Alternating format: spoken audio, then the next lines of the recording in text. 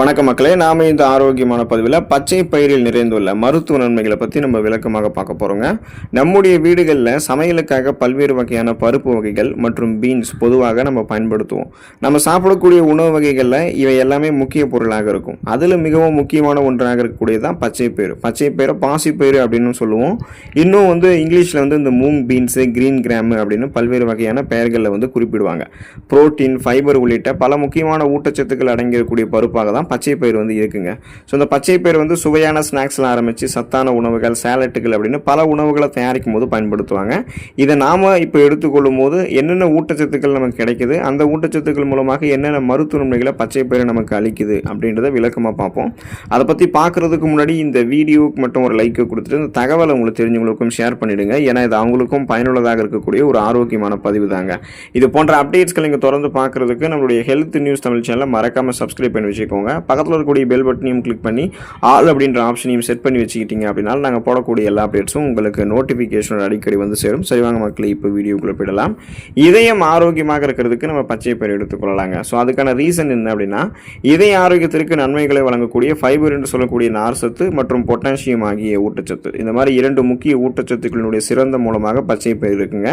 Fibre சத்து என்ன பண்ணும் அப்படின்னா, இதயத்திற்கு ரத்த ஓட்டம் ரத்த நாளங்கள் வழியாக போகுங்க. அந்த ரத்த நாளங்களில் எந்த விதமான தீங்கு விளைவிக்கக்கூடிய கெட்ட கொழுப்புகளும் படியாமல், ரத்த நாளங்களில் அந்த கெட்ட கொழுப்புகள் எதுவும் படியாமல் உங்களுக்கு பாதுகாத்துக்கும். ரத்த நாளங்களில் படிந்திருக்கக்கூடிய கெட்ட கொழுப்புகளையுமே பச்சை பயிரில் இருக்கக்கூடிய ஃபைபர் என்று சொல்லக்கூடிய நார்சத்து தான் உங்களுக்கு நீக்கி கொடுக்கும்.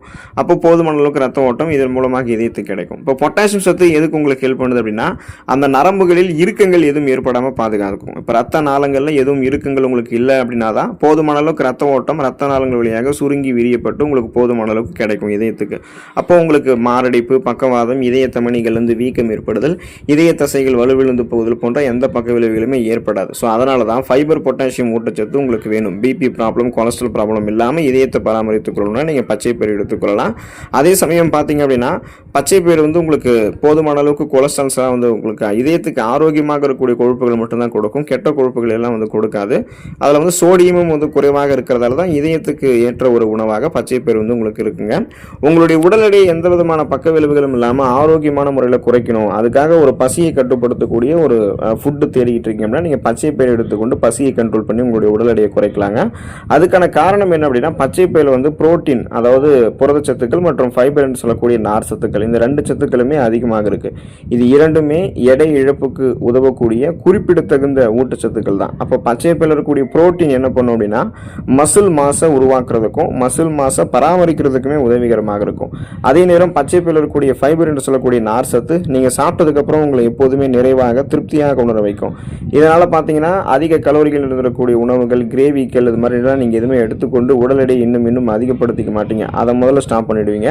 ஸோ உங்களுக்கு ஏற்கனவே உங்களுடைய உடலில் தேங்கியிருக்கக்கூடிய அதிகப்படியான கொழுப்புகளை குறைக்கணும்னா பச்சை பயிரில் இருக்கக்கூடிய நார் சத்து அதை செய்யும். இப்போ நார் சத்து பசியை கண்ட்ரோல் பண்ணி ஏற்கனவே உங்களுடைய உடலில் தேங்கியிருக்கக்கூடிய கொலஸ்ட்ரால்ஸ் எல்லாம் எனர்ஜியை கன்வெர்ட் பண்ணி எரிச்சிடும். கொழுப்புகள் உங்களுக்கு ஆற்றலாக மாற்றப்பட்டு கரைக்கப்படும். அப்போ கட்டுக்கோப்பான உடலமைப்பு கிடைக்கும். தேவையில்லாத தொப்பை போன்ற அமைப்பு, கொழுப்பு படிவுகள் இது எதுவுமே உங்களுக்கு இருக்காது. ஸோ உங்களுடைய உடல் எடையை குறைக்கணும்னா அதுக்கான சிறந்த முயற்சியாக, சிறந்த தீர்வாக பச்சை பயிர் உங்களுக்கு இருக்குங்க.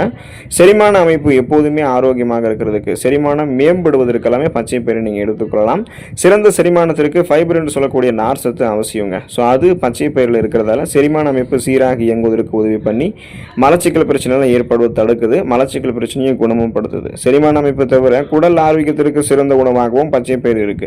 இது தவிர ஃப்ரீ பயோட்டிக்ஸ்களினுடைய சிறந்த மூலமாக பச்சை பயிர் இருக்குங்க. ஸோ இந்த ஃப்ரீ பயோட்டிக்ஸ் அப்படின்றது குடலில் இருக்கக்கூடிய நல்ல பாக்டீரியாக்களை ஆதரிக்கக்கூடிய ஒரு வகையான ஃபைபர், அதாவது நார் சத்து. ஸோ இதனால் பார்த்தீங்கன்னா நார் சத்து பற்றாக்குறையால் தான் நமக்கு செரிமானம் தொடர்பான பிரச்சனைகளே ஏற்படும். அப்போது போதுமான அளவுக்கு நார் சத்து இருக்கக்கூடிய பச்சை பயிரை நீங்கள் எடுத்துக்கொள்ளும் போது நீங்கள் சாப்பிடக்கூடிய உணவுகளை இது செரிக்க வைத்து செரிமானமான உணவுகள்லேருந்து ஊட்டச்சத்துக்களை உறிஞ்சும். ஊட்டச்சத்துக்கள் உறிஞ்சப்பட்டது போக மீதம் இருக்கக்கூடிய கழிவுகளை உங்களுடைய குடல்கள் வெளியேற்றிவிடும்.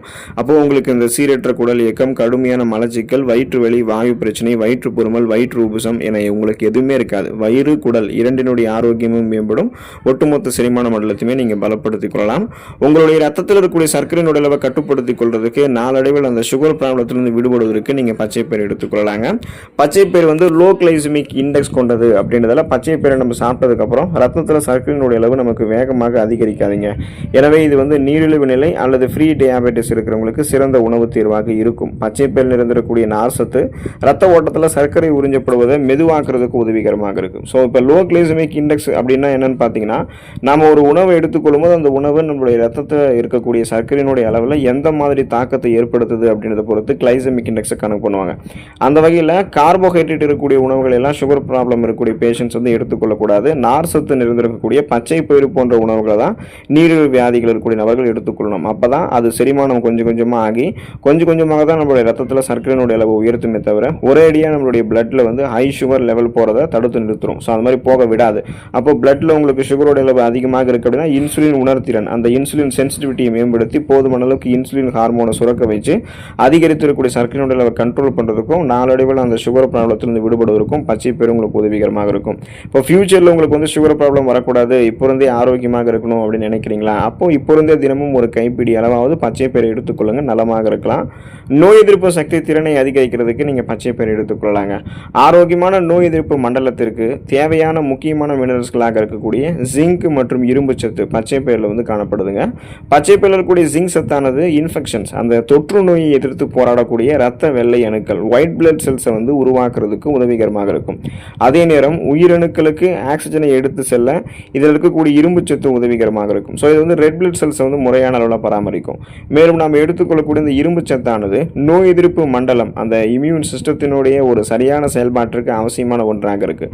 சுருக்கமாக சொல்ல முடியும்னா, நீங்கள் பச்சை பயிர் எடுத்துக்கொள்ளும் போது உங்களுக்கு அது ரத்த வெள்ளை அணுக்கள் ஒயிட் பிளட் செல்ஸ் இன்க்ரீஸ் பண்ணி நோய் எதிர்ப்பு சக்தி திறனை அதிகப்படுத்தும். இதன் மூலமாக உங்களுக்கு இருக்கக்கூடிய சாதாரணமான நோய்களான சளி, காய்ச்சல், இருமல் இந்த மாதிரி நோய்கள் வந்து நீங்கள் குணப்படுத்திக் கொள்ளலாம், மீண்டும் வராமல் தடுத்துக் கொள்ளலாம். அதே போல் சீசனெல்லாம் புதுசாக அட்டாக் ஆகக்கூடிய பாக்டீரியா, வைரஸ் போன்ற பருவ கால தொற்று வியாதிகள், அந்த வியாதிகளுமே நீங்கள் வராமல் தடுக்கிறதுக்கான அந்த ஆற்றலை பெறணும் அப்படின்னா பச்சை பயிர் எடுத்துக்கொண்டு ஒட்டுமொத்த நோய் எதிர்ப்பு மண்டலத்தையுமே நீங்கள் பலமாக வைத்துக் கொள்ளலாம். அப்போ தான் புதுசாக ஒரு நோய் கிருமி எதுவுமே உங்களை தாக்கி புதுவிதமான நோய் எதுவுமே உங்களை ஏற்படுத்தாது, நீங்களும் நலமாக வாழலாம்.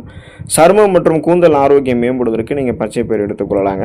முதல்ல அந்த சருமத்தினுடைய ஆரோக்கியத்தை பார்ப்போம். இப்போ சருமம் தொடர்பான பிரச்சனைகள் அப்படின்னா முகப்பொருட்கள், கண் கருவளையங்கள், கரும்புள்ளிகள், வயதான சுருங்கிய தோல் அமைப்பு, கோடுகள், கரைகள் கொண்ட மாசு மறுவடைந்த சருமம் இதெல்லாமே நமக்கு வந்து இருக்கும். ஸோ இது எல்லாமே நம்ம நீக்கி முகத்திற்கு வந்து ஒரு மின்னக்கூடிய பளபளப்பான மிருதுவான சருமத்தை பெறணும், இளமையான தோட்டத்தை பெறணும்னா பச்சை பயிர் எடுத்துக்கலாம். இப்போ நீங்கள் பச்சை பயிர் வந்து நீங்கள் அரைத்து உங்களுடைய சருமத்தில் நீங்கள் பூசும்போது அது ஒரு ஃபேஸ் மாஸ்க் மாதிரி உங்களுக்கு வந்து செயல்பட ஆரம்பிக்கும்.